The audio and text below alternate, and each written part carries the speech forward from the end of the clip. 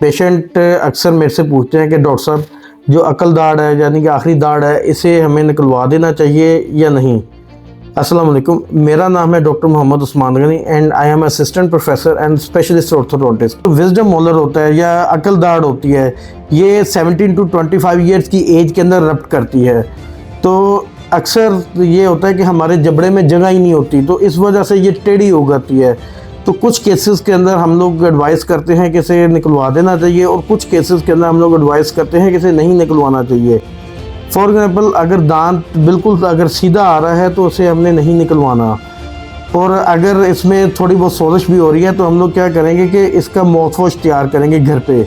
आधा गिलास नीम गर्म पानी में आधा चम्मच नमक का डाल के उसे सुबह शाम कुलियाँ करेंगे, तो इससे हल्की फुल्की सोजिश जो है वो ठीक हो जाती है।